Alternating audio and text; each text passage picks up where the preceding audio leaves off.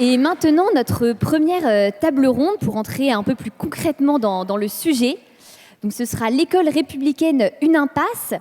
Et pour animer cette table ronde, nous avons demandé à une journaliste indépendante. Vous la connaissez sûrement pour les interviews qu'elle fait pour Boulevard Voltaire, qui apporte un peu de pluralité dans le débat public.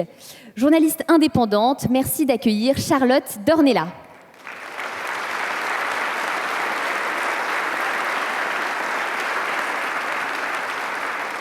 Elle arrive.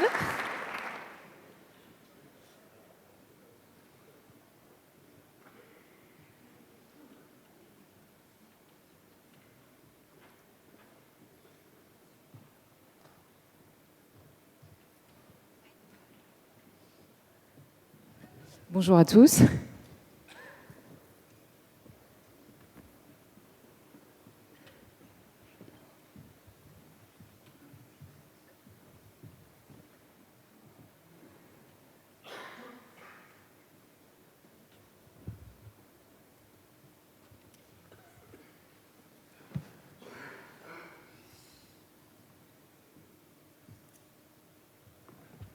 Est-ce que par hasard, Madame Candelier est dans la salle parce que... Ah bah voilà.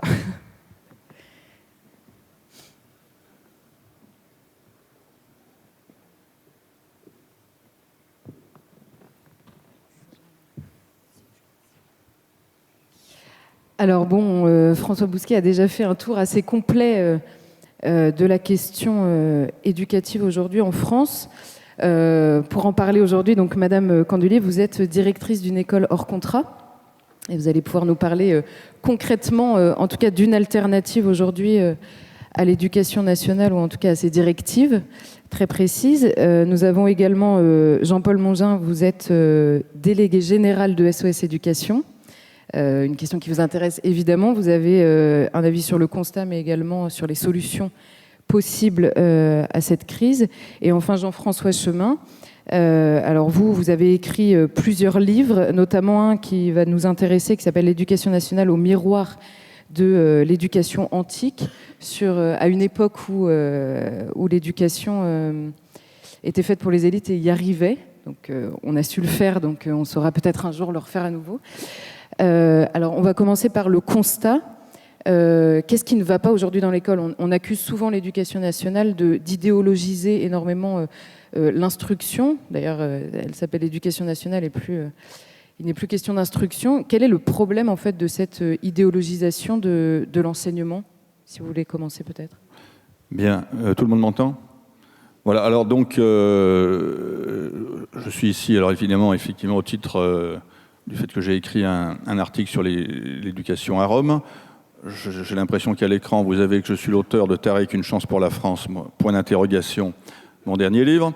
Mais surtout, j'ai enseigné 10 ans en zone d'éducation prioritaire et c'est plutôt de ça que je vais vous témoigner. Alors, pour faire très court, parce qu'on a très peu de temps, moi j'ai enseigné donc l'histoire-géographie dans un cadre d'élèves quasiment tous issus de l'immigration et quasiment tous de confession musulmane. Alors clairement, la première chose idéologique que je vois dans mon enseignement, c'est des programmes d'histoire extrêmement repentants. Je crois qu'on ne peut pas s'étonner du fait qu'on voit des gamins tout juste sortis du système scolaire se livrer à des massacres à la Kalachnikov, si pendant des années, on leur a donné dans le même système scolaire toutes les bonnes raisons de détester la France. Je veux bien que le roman national soit quelque chose qui soit totalement reconstruit, etc., etc., que ce soit peut-être des légendes cousues de fil blanc, c'est possible, mais son but, c'est avant tout de créer une unité nationale et de faire qu'on ne se tire pas dessus. Les grands romans nationaux, que ce soit celui de Tite-Live à l'avènement d'Auguste, ou bien que ce soit celui de Michelet, ont eu pour but de mettre un terme aux guerres civiles. Donc le roman national, l'histoire, c'est fait pour ça. Donc ça, c'est un premier point. Le deuxième point, et je laisserai la parole aux autres, c'est, M. Bousquet l'a dit tout à l'heure, cette obsession de l'égalité qui fait qu'on veut mettre tout le monde, pour qu'il n'y ait pas de discrimination, au niveau des plus mauvais élèves. Et je vous assure que ce n'est pas seulement les élites sociales qui sont visées, mais moi, dans mon collège de banlieue, il n'y avait pas d'élite sociale. Il y avait juste quelques bons élèves qui avaient envie de travailler. Eh bien, ceux-là, au nom de cette idée qu'il ne faut pas faire de l'entre-soi, je l'ai entendu dire, ceux-là, on veut les rabaisser au niveau des plus mauvais. en supprimant notamment les classes d'élite, classes bilingues, classes européennes, qui regroupaient ces bons élèves. Eh bien, on les mélange désormais avec les autres qui ne veulent pas travailler. Voilà, donc ces deux éléments me semblent tout à fait illustratifs de l'idéologie dans l'éducation nationale. Alors, Madame Candelier, sur le constat, qu'est-ce qui, dans le constat, par exemple, vous a poussé à devenir directrice d'une école hors contrat ?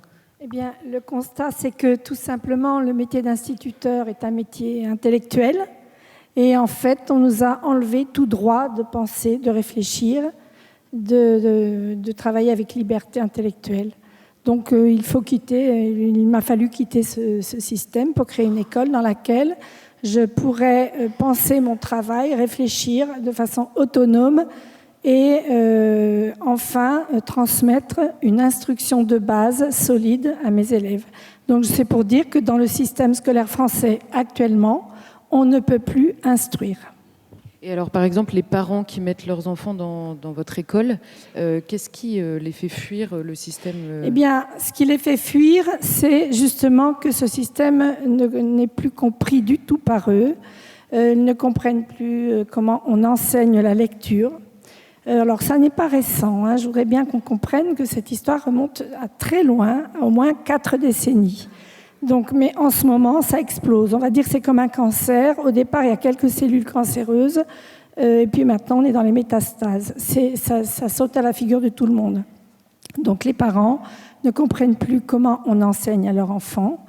Quand l'enfant est en échec, il n'est absolument pas pris en compte par le système. Il est laissé de côté, il est au fond de la classe, il est chez des orthophonistes de toutes sortes.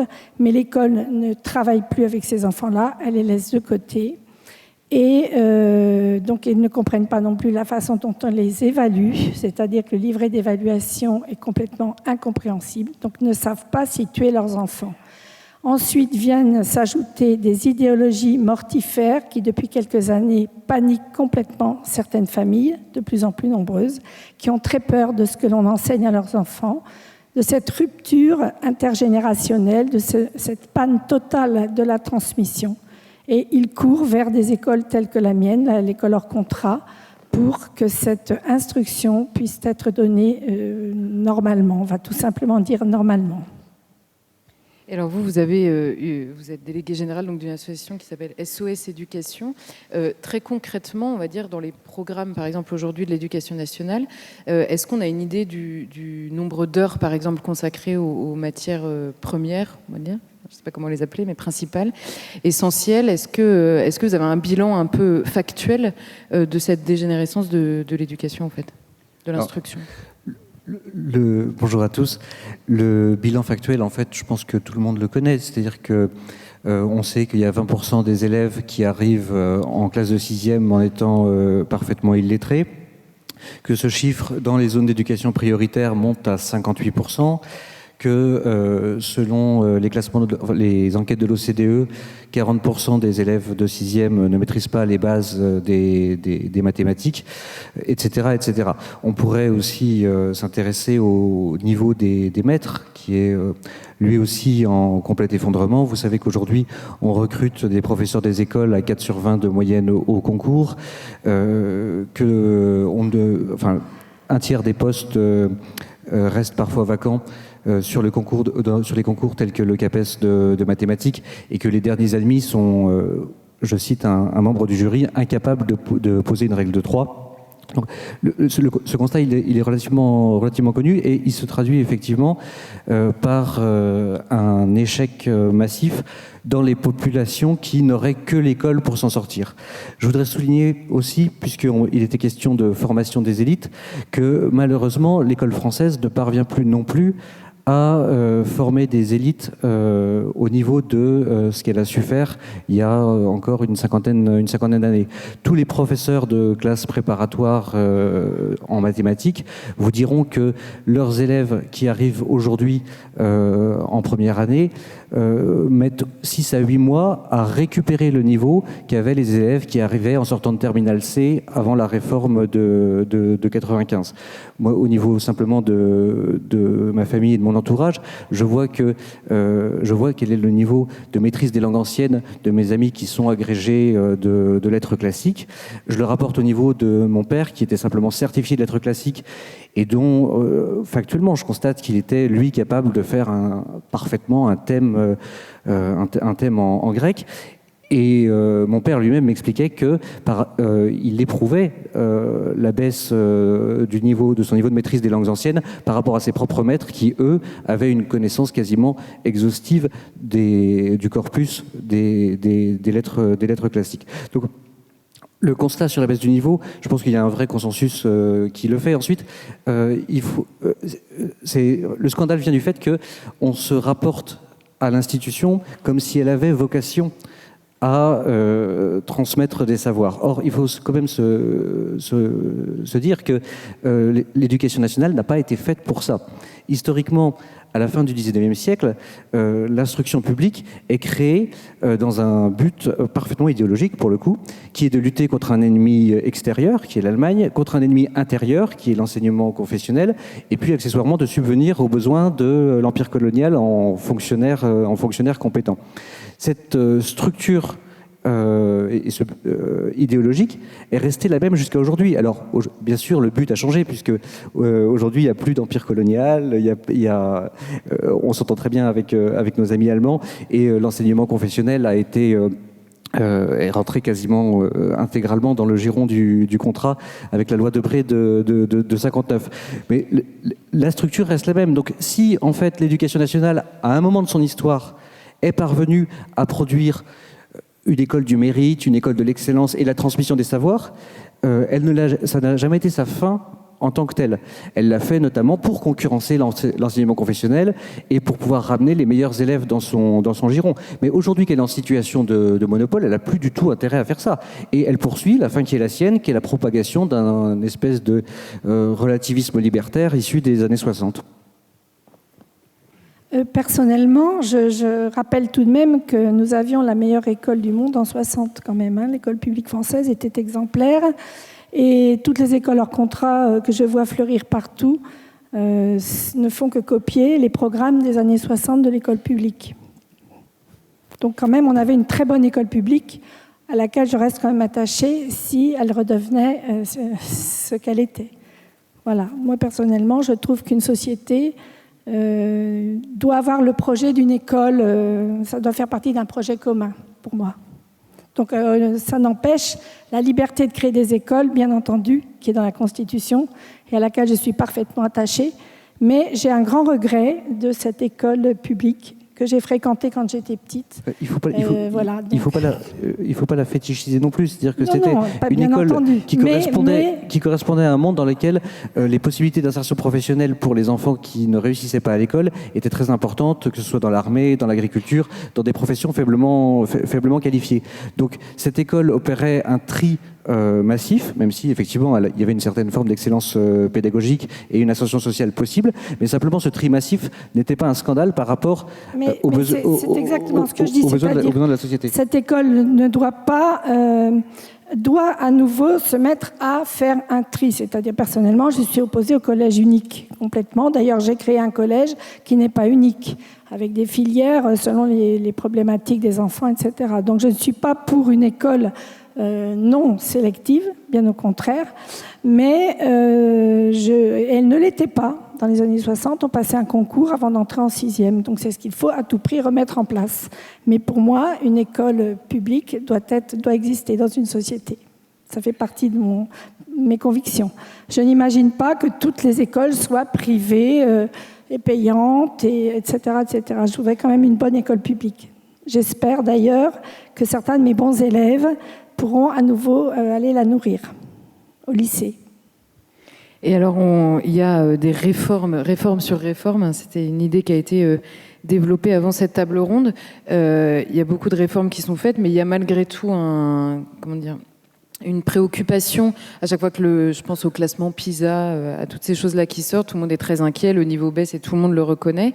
Et pourtant, effectivement, on a un ministre de l'Éducation nationale qui nous parle de charte de la laïcité, enfin qui nous parle jamais de lecture ou d'écriture.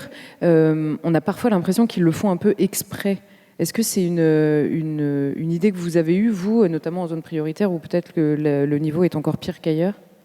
Je dirais que je vois quand même une certaine hypocrisie dans le fait qu'à chaque sortie d'un nouveau classement PISA où on dégringole année après année, on a l'air de s'horrifier et de s'étonner.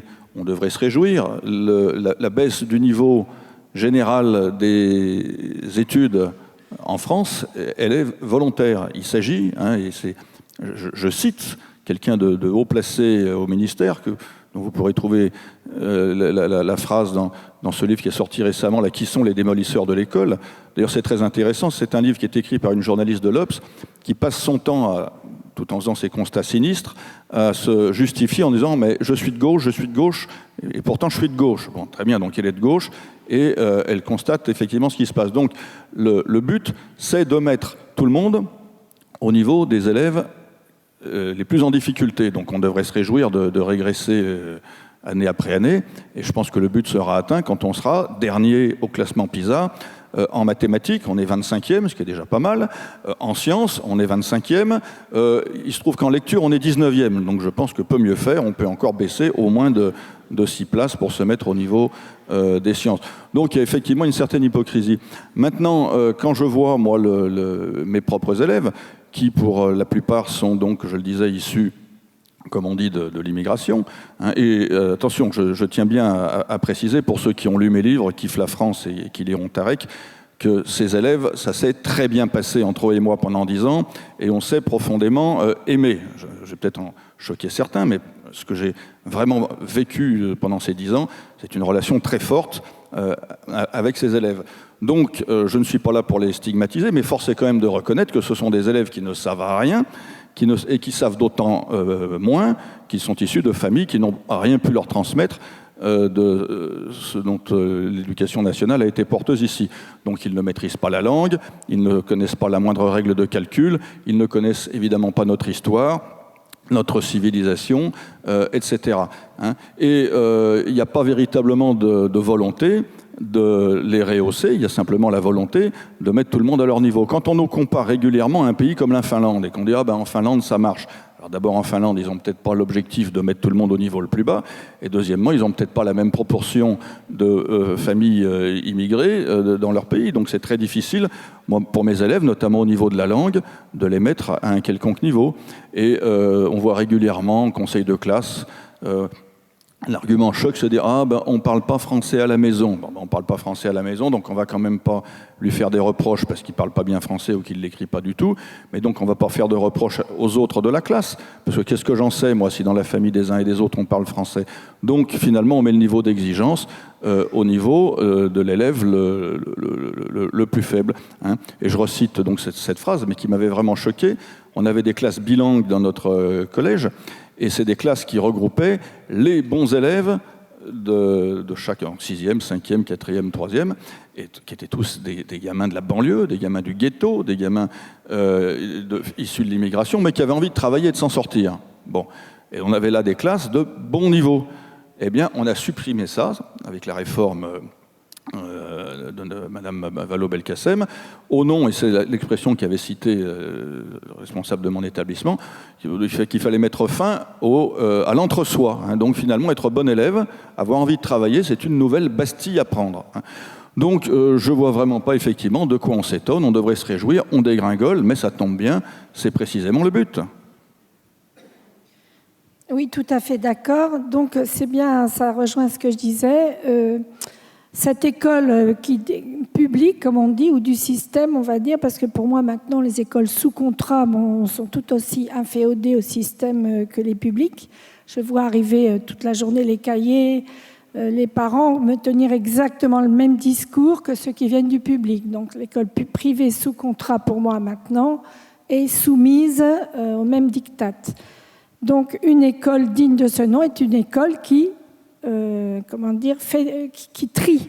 Au bout d'un moment, il faut l'admettre, elle doit trier. Elle doit montrer des chemins différents aux enfants. Voilà. Mais des chemins de qualité. C'est-à-dire qu'on peut très bien avoir une école qui amène à des professions, à des métiers de très grande qualité.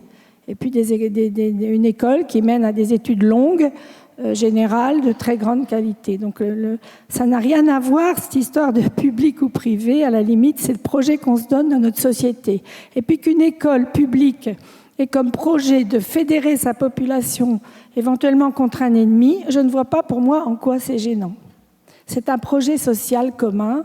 Je trouve ça normal. Je me méfie beaucoup de cette notion de liberté totale où on pourrait faire des millions d'écoles qui seraient toutes différentes et puis telle méthode et telle autre. Et en fin de compte, on n'a plus de projet commun. Comment faire société dans ce cas-là ?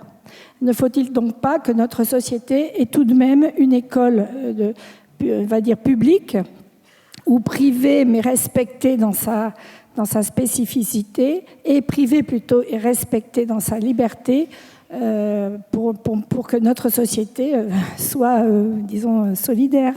Je ne vois pas comment on pourrait faire si on a des écoles libres seulement. Alors, en fait, si vous me permettez juste de rebondir là-dessus, je pense qu'on est tous d'accord pour dire que l'État ne peut pas se désintéresser de la question de l'école. Pourquoi ? Parce que c'est une question d'intérêt général qu'il y ait des magistrats indépendants, des médecins compétents, des chercheurs créatifs, des ingénieurs bien formés, etc. Et donc l'État a évidemment un rôle légitime dans la régulation de l'offre scolaire, dans le fait de s'assurer qu'une offre scolaire de qualité est présente pour tous les élèves sur son territoire. En revanche, l'État n'est pas légitime, ou pas forcément légitime, dans l'opération de l'offre scolaire, ou dans l'opération, en tout cas monopolistique, comme c'est le cas aujourd'hui, quasiment, de l'offre scolaire. C'est-à-dire qu'un État qui fixerait des programmes nationaux, ou même qui se contenterait d'évaluer la performance d'établissements scolaires selon un certain nombre d'items par lui définis, serait complètement dans son rôle. Il pourrait garantir que le projet qu'on appelle républicain, mais le projet républicain qui est le sien est servi par ces écoles, et puis se donner la possibilité de fermer les établissements qui n'y souscriraient pas. Mais en fait, je ne vois pas tellement quelle est la légitimité ou ce qui fonde cette espèce de fétichisme de l'école publique, qui est un totem absolu dans le discours politique, à droite comme à gauche, à l'extrême droite comme à l'extrême gauche, sur fond de cette distinction entre régulation et opération. Pour ma part, je viens de l'école publique. Donc, j'ai fait toute ma scolarité dans le public et j'ai fait 30 ans d'école publique. Donc, je la connais bien. Je sais qu'elle est en train de terminer, on va dire, pour moi, je l'espère, une descente aux enfers et que la bête va bientôt mourir. On aurait dû la mettre à jeûner il y a quelques décennies pour éviter le cancer de se développer, parce que là, maintenant, il est énorme et j'espère que la bête va mourir. Il est temps. Bon, on est d'accord. On a donc des écoles privées, des écoles hors contrat, puisque les sous-contrats, je répète, sont inféodés, mais les hors contrats, on la garde des techniques, des méthodes pédagogiques, des contenus, des programmes qu'elles vont souvent chercher dans le passé. Très peu sont complètement originales et inventent la poudre à canon. Toutes vont chercher dans le passé, dans ses racines pédagogiques, comment on enseignait avant. On en est là, monsieur. Comment enseignait-on avant la lecture? Comment enseignait-on la grammaire? On a tout oublié. L'école publique et l'école privée sous contrat ont inventé des méthodes qui ne fonctionnent pas, qui sont absurdes, qui sont sans aucune productivité sur nos petits. Donc, nous en sommes là. Nous allons chercher comment on enseignait autrefois. Où va-t-on chercher ces nouveaux savoirs, ces pédagogies, ces contenus, ces anciens programmes consistants, cohérents, ceux de 1930 par exemple dans l'école publique française, qui sont merveilleux. On va les chercher où? Dans cette école publique. Toutes les écoles hors contrat copient l'école publique de qualité qui était en cours quand notre État était fort. Personnellement, je crois que c'est lié. Et je pense que c'est une fonction régalienne, l'école aussi. Ça n'empêche pas la concurrence, et il faut cet aiguillon de l'école hors contrat, de l'école complètement libre. L'un n'empêche pas l'autre. Mais je n'imagine absolument pas, pour le futur de mes enfants et de mes petits-enfants, une école qui ne serait que libre, dans laquelle l'État n'aurait pratiquement rien à voir, rien à vérifier. Mais on n'est plus une société à ce moment-là. C'est pas ce que j'ai dit. Ah mais je pense d'accord, que, j'ai pas compris. en fait, Mais moi, je vous dis ma crainte. Ma crainte est celle-là. Parce que j'entends beaucoup valoriser cette école hors contrat comme une panacée, comme quelque chose qui serait merveilleux, qui va tout sauver. Non, personnellement, je n'y crois pas. Je pense qu'il faut qu'elle soit là en ce moment. Elle est nécessaire. Elle est un espoir pour notre société qui tombe en ruine, qui n'a plus de souvenirs, qui est en train de faire un Alzheimer terrible. Elle est là, cette école hors contrat. C'est un espèce de petit havre de paix, de savoir. Mais attention, nous devons avoir un projet commun de scolarisation de nos petits. Oui, j'aimerais rebondir sur ce qui vient d'être dit pour rappeler, et Jean-Paul l'a fait tout à l'heure, mais je voudrais le rappeler plus profondément encore qu'il ne l'a fait, l'origine et le projet de l'école publique. Rappelons-nous qu'en 1851, Louis-Napoléon Bonaparte, alors qu'on venait de rétablir le suffrage universel, a été élu avec 92% des voix. La démocratie, lorsqu'on l'a véritablement instaurée en France, a permis l'arrivée au pouvoir de Louis-Napoléon Bonaparte, qui a fait son coup d'État juste derrière. Donc Jean Massé, qui était un républicain, a dit « on ne peut pas faire la démocratie si on ne fait pas derrière 30 ans d'éducation et de préparation des esprits ». Et c'est pour ça qu'à peine arrivé au pouvoir, dans les années 1870, la Troisième République a voulu faire une école qui soit véritablement une école de formatage idéologique des Français, pour qu'il n'y ait plus jamais d'élection comme celle de Louis-Napoléon Bonaparte avec 92% des voix. Donc c'est véritablement une entreprise de formatage. Alors effectivement, Jean-Paul l'a très bien dit tout à l'heure, il y a également la préparation de la revanche, la justification de la colonisation, la lutte contre l'Église. Mais pourquoi la lutte contre l'Église ? Parce que dans le projet, ensuite, alors il y a quelqu'un d'autre qui intervient, c'est Ferdinand Buisson. Ferdinand Buisson, qui était un protestant libéral, et qui estimait qu'il fallait créer une religion républicaine, que la République devait être une véritable religion, et que l'école, ça devait être son saint des saints. Les fameuses phrases que Payon nous cite, ce sont très souvent des citations de Ferdinand Buisson. Donc, dans son projet même, l'école républicaine est un projet que j'hésiterai pas à appeler de totalitaire, de formatage des esprits. Et ça a très bien marché, puisque les jeunes qui sont passés entre ses mains se sont précipités comme un seul homme pour aller se faire tuer en 14-18 dans une guerre de suicide européen complètement absurde et dont on ne se remet pas. Bon, voilà. Alors, le problème ensuite, et Madame...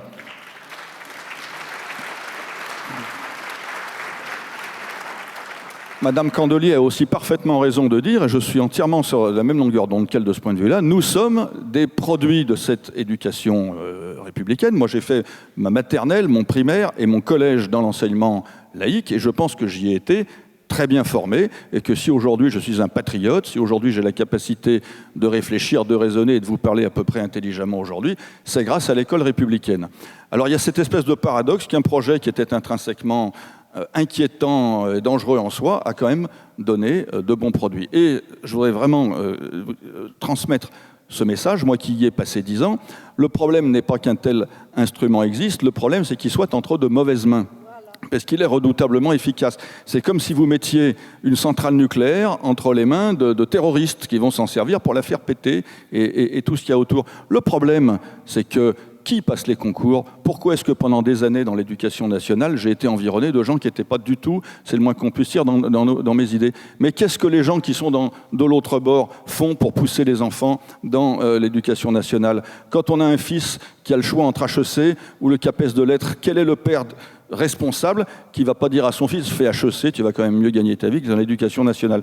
Donc finalement, l'école, comme la culture, comme tout un tas de métiers de ce genre, qui sont des métiers essentiels, sont entre les mains de gens qu'on conteste. Mais qu'est-ce qui nous empêche d'abord d'y aller?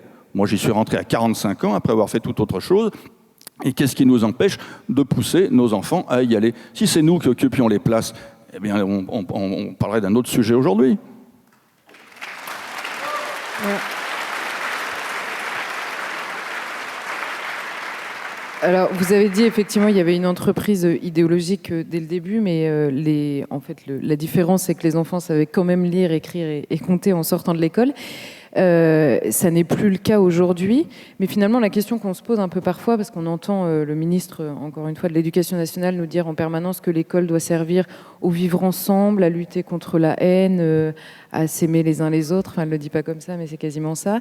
En fait, à quoi sert l'école? Parfois, on se demande un petit peu, parce qu'effectivement, il y a d'une part les gens qui veulent retrouver l'école publique et qui défendent surtout l'instruction que promouvait l'école publique. À quoi est-ce que devrait ou doit servir l'école aujourd'hui pour vous? Alors, clairement, et toujours compte tenu de mon expérience, le vivre ensemble, c'est un joli mot, mais il faudrait effectivement essayer de le mettre en pratique. Et par rapport à ce que j'ai vu, ce que j'ai enseigné, c'est notamment l'enseignement de l'histoire, comment peut-on vivre ensemble avec des gens à qui on explique que la France, c'est 3 choses. C'est la traite africaine, dont elle a eu le monopole, comme vous le savez tous. C'est la colonisation. C'est vrai qu'on est les seuls dans l'histoire à avoir envahi nos voisins quand on a eu la possibilité de le faire, et que notamment ni les Arabes ni les Turcs n'ont trempé là-dedans.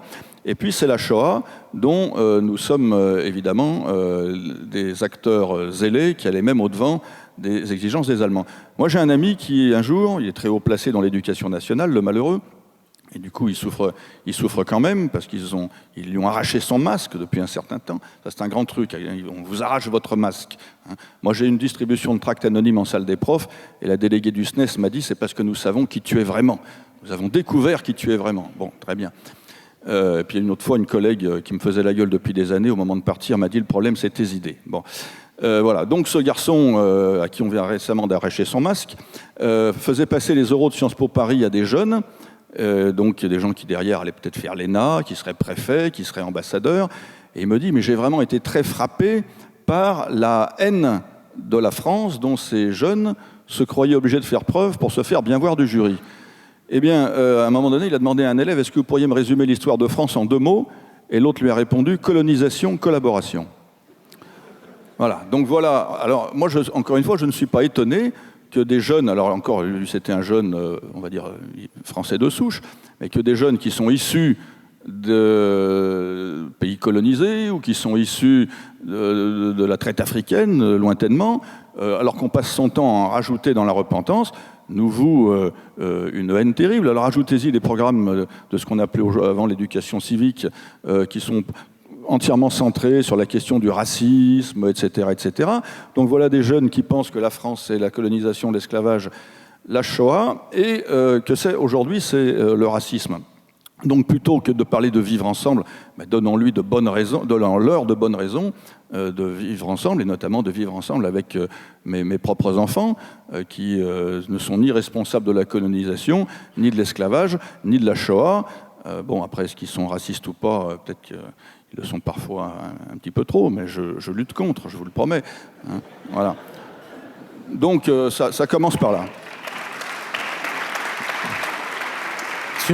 Sur cette question des finalités de l'école, à travers les exemples que vous citez, Jean-François, on voit très très bien en fait qu'il y a la concurrence de 2 projets idéologiques et de deux finalités. Il y a eu un projet qui a été longtemps celui de l'école républicaine, qui était un projet qu'on peut dire d'obédience conservatrice, au sens où Hannah Arendt, dans La crise de la culture, que j'ai vu en vente dans la librairie à côté, explique que l'école est une institution essentiellement conservatrice, puisqu'elle a vocation à conserver un héritage, à le transmettre pour permettre aux générations suivantes de construire à leur tour et d'y apporter leur pierre.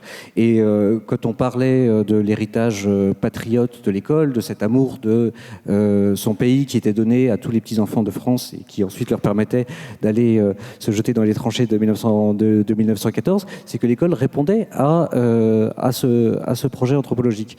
Il y a aujourd'hui un autre projet qui a remplacé complètement le premier, qui est un projet d'émancipation. Et ce projet d'émancipation répond en fait à une vision de l'enfant qui est profondément différente de la vision traditionnelle. Dans la vision traditionnelle, on cherche à éduquer l'enfant. Éduquer, vous connaissez l'étymologie mieux que moi, il s'agit de le conduire hors d'eux, ex ducere, de le conduire hors de lui-même vers une humanité qui lui est promise, mais qui ne lui est en quelque sorte pas donnée d'emblée dans sa plénitude. Dans l'autre projet, qui est un projet qu'on pourrait dire d'obédience rousseauiste, même si chez Rousseau c'est beaucoup plus dialectique que cela, on considère que la spontanéité de l'enfant est bonne. Il n'est pas marqué par un quelconque péché originel. Il n'a pas à s'arracher de sa naturalité. Et au contraire, le pédagogue doit accompagner le développement de cette spontanéité et le libérer des scories qui pourraient empêcher sa curiosité naturelle et la bonté de sa nature de se révéler. Et c'est pour ça que lorsque le pédagogue se promène avec l'enfant, donc je pense à l'Émile de Rousseau, et que l'enfant s'étonne en trempant un bâton dans le cours d'une rivière du fait que le bâton apparaisse courbé, la pire des choses serait que le pédagogue lui fasse une leçon magistrale sur les lois de la réfraction. Non, il faut s'étonner avec l'enfant, il faut accompagner son émerveillement, accompagner sa spontanéité, et bien sûr on n'arrivera jamais aux lois de la réfraction, mais c'est pas du tout ce qui est recherché. Ce qui est recherché, c'est cette émancipation, cette libération. Et l'école aujourd'hui, par les nouvelles pédagogies, propose un projet qui est un projet d'émancipation collective, et c'est pour ça qu'on parle de vivre ensemble, exactement au sens où des poulets dans un abattoir vivent ensemble. Alors, la différence, in fine, entre ces deux projets anthropologiques, ces deux visions anthropologiques, c'est qu'il y en a une, la vision conservatrice, qui peut se contenter d'avoir des petits sanctuaires. C'est-à-dire que on pense tous que, si l'on pense tous ici, je ne sais pas, que l'école a vocation à conserver un monde et à transmettre ce qui y avait de meilleur en lui aux enfants, eh ben, on ouvre largement les portes de nos écoles à tous les enfants qui veulent, ou à toutes les familles qui veulent y scolariser leurs enfants, parce qu'on pense que c'est bien pour les enfants. Mais on n'a pas besoin que tous les enfants, absolument, en France, bénéficient de cette instruction.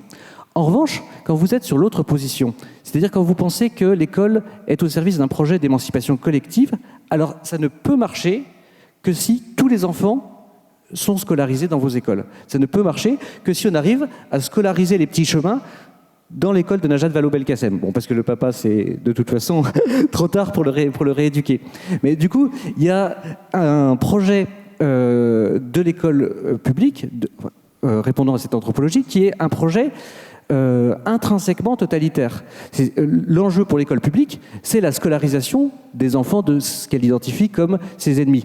D'où le renforcement continuel, dans le discours notamment de la gauche, du monopole scolaire. Vous voyez très bien que dans les programmes actuels, tant Mélenchon que Hamon veulent museler, voire supprimer l'enseignement privé sous contrat.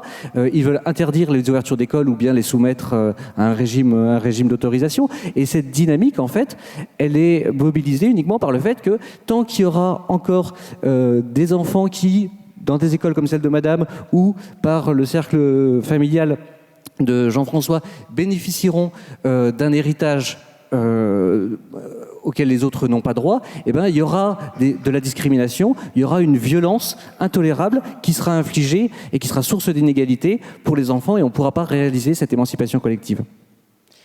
Oui, alors la violence dont vous parlez, qui est évidente depuis 2-3 décennies, cette école totalitaire, cette école qui empêche l'enseignant d'enseigner et lui impose des méthodes et des contenus absurdes, elle est violente parce qu'elle ne donne rien de sérieux à l'enfant.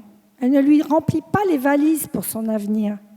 Une école digne de ce nom, c'est une école, moi je vais être très pragmatique, je ne suis qu'une simple institutrice, c'est qui apprend à lire, écrire et compter. Ce sont les premières briques. Là, on ne parle pas d'idéologie, on ne parle pas de formatage. On est au CP, on doit apprendre à lire, écrire et compter jusqu'en CM, et en 6e et en 5e, on va apprendre son histoire, sa géographie, etc. C'est tout. Quand l'école donne des choses importantes, fondamentales, pour aller vers l'avenir, quand elle remplit les valises de l'enfant, là, il n'y a aucune violence, il n'y a aucun formatage. C'est absolument nécessaire. Et une école publique digne de ce nom, qui serait à respecter, préserver, nourrir correctement, eh bien cette école, elle est nécessaire, elle est digne de ce nom. À l'intérieur de cette école, il y a des magistères qui donnent des savoirs aux enfants, une vraie instruction. Elle est violente et totalitaire quand en fait elle ne donne rien, et c'est le cas actuellement. Elle ne donne rien. Plus de programme, plus de méthode correcte. Et donc, vous voyez une école de violence avec à sa tête des ministres complètement fous et qui décident d'être violents et de faire une école policière. Et elle est jalouse de l'autre école privée qui essaye, elle, de remplir les valises des petits et elle essaye de l'empêcher d'œuvrer. Je pense que nous sommes en train de faire un constat actuellement de cette violence, mais qu'une école publique qui respecterait l'enfant, qui fédérerait quand même la population avec ce projet d'instruire les enfants, est tout à fait possible dans une société démocratique qui respecterait en même temps l'école publique, l'école privée, qui nous est autorisée par la Constitution française. Alors, il nous reste 3 minutes, malheureusement. Vous êtes 3, ça tombe bien. Je vais vous laisser 1 minute chacun. On a vu hier Najat Vallaud-Belkacem visiter un collège et distribuer à tous les élèves des baguettes magiques. Alors, s'il lui reste plus que ça, c'est un petit peu inquiétant quand même. Mais finalement, c'est peut-être ce qu'elle a fait de mieux aussi, mais je ne sais pas. Mais je vais vous laisser 1 minute chacun pour dire, finalement, en guise de conclusion, est-ce qu'il y a quelque chose à sauver dans l'éducation nationale, en tout cas les écoles telles qu'elles sont en place aujourd'hui, ou est-ce qu'il faut finalement tout revoir et peut-être le revoir à partir de ce qui se fait aujourd'hui dans les écoles hors contrat ? Bon, alors je ne sais pas si on peut sauver l'éducation nationale telle qu'elle est à moins d'avoir une baguette magique, Madame Vallaud-Belkacem l'a compris. En revanche, mon expérience et mon témoignage sont les suivants. Certes, il faut avoir la préoccupation de l'élève, c'est bien normal, mais je crois aussi que ce qui est important et dont on ne parle pas du tout, ou en tout cas pas assez, c'est le professeur. D'ailleurs, on n'est plus du tout appelé des professeurs, on est appelé des enseignants, des chers collègues, on est 1 million, l'éducation nationale nous gère par grande de masse. Or, mon expérience, mais certainement l'expérience d'autres, et qu'on l'ait vécu en tant que professeur ou en tant qu'élève, c'est que tout se passe dans la relation entre un professeur et un élève. On a tous été retournés à un moment donné, on a pu devenir bon élève ou prendre le goût d'une matière parce qu'il y a eu une rencontre avec un professeur. Donc, même si je n'ai pas d'avis sur la manière de gouverner, de réformer l'éducation nationale, j'en ai un sur le fait qu'une personne peut retourner une autre personne, voire peut retourner une classe. Moi, c'est véritablement ce que j'ai fait pendant 10 ans. Et je crois que le maître mot de tout ça, c'est l'enthousiasme. Et je vais juste, comme on est quand même un certain nombre à s'intéresser au grec et au latin, à vous faire une petite étude étymologique que j'ai faite de mon côté. Le mot autorité, on se plaint de la fin de l'autorité, ça vient d'une ancienne racine indo-européenne qui devait donner à peu près augur et qui a donné le mot augure. Hein. Ça voulait dire, grosso modo, être rempli de force divine, la baguette magique. Hein. Être rempli de force divine. L'augure venait constater qu'il existait dans une personne ou dans une armée à la veille d'une bataille, et ça a donné des mots comme octor, l'auteur, augere, augmenter, auctoritas, l'autorité, autoriser, être auguste, voilà, c'est tout ce qui permet de grandir, d'avancer, de vaincre, en étant rempli de force divine. Eh bien, le pendant grec, c'est l'enthousiasme. L'enthousiasme, ça veut dire être rempli d'esprit divin. Et ma découverte étymologique est complètement corroborée par mon expérience. Quand on enseigne avec enthousiasme, on enseigne avec autorité. Je n'ai jamais eu de problème d'autorité pendant 10 ans parce que j'enseignais avec enthousiasme. Alors j'enseignais l'histoire avec enthousiasme, j'ai jamais eu de problème en histoire. La géo, ça me cassait un peu plus les pieds, j'ai eu un peu plus de problèmes. L'éducation civique, j'adhérais pas du tout à ce qu'on me demandait d'enseigner, c'était parfois le boxon. Hein, voilà.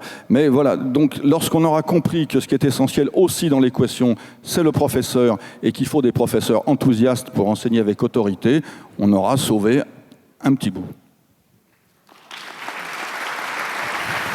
Très court. Non, allez-y, mais très court. Oui, donc pour avoir des professeurs enthousiastes, faut-il qu'on les laisse tranquilles et qu'on supprime des ministres toxiques. Et puis, Sur cette question, je pense qu'effectivement, ce qui marche bien encore dans l'éducation nationale, parce qu'il y a quand même des choses qui marchent encore bien, ça repose entièrement sur l'enthousiasme de professeurs. Ensuite, je crois que par rapport à ce caractère idéologique dont on a parlé, il y a une profonde illusion à penser que le système éducatif serait une sorte de tuyau qu'il s'agirait de rebrancher sur le robinet des valeurs du mérite et de l'excellence pour qu'il en sorte quelque chose d'acceptable. C'est vraiment le périmètre institutionnel qu'il faut changer en mettant en remettant au cœur de la gouvernance de l'éducation nationale la possibilité d'un vrai choix des acteurs, puisqu'aujourd'hui, le drame du dysfonctionnement du système est que personne ne se choisit. Les parents d'élèves ne peuvent pas choisir l'établissement adapté à leur enfant. Les professeurs ne peuvent pas choisir l'établissement où ils sont envoyés et donc ils ne peuvent pas adhérer à un projet pédagogique. Et puis, les chefs d'établissement ne peuvent pas choisir leur équipe pédagogique, donc on ne peut pas leur demander d'être garant de la réussite éducative des élèves qui leur soient confiés. Donc, redonner de la flexibilité, laisser des initiatives émerger, évidemment les évaluer, voir là où ça fonctionne, là où ça ne fonctionne pas, et revoir la gouvernance donc de ce système et le périmètre institutionnel en renonçant à ce fétiche de l'école publique qui répond à un modèle d'économie administrée qui est obsolète depuis 40 ans. Merci à tous. Merci à tous. Merci Charlotte. Je crois qu'on a eu une table ronde passionnante. J'invite tout le monde à continuer la réflexion, la discussion, en discutant avec nos amis qui nous ont fait le plaisir de nous rejoindre pour cette table ronde. Leurs livres sont en vente, ils peuvent aussi vous les dédicacer et ils ont un petit peu de temps pour discuter avec vous. Merci encore.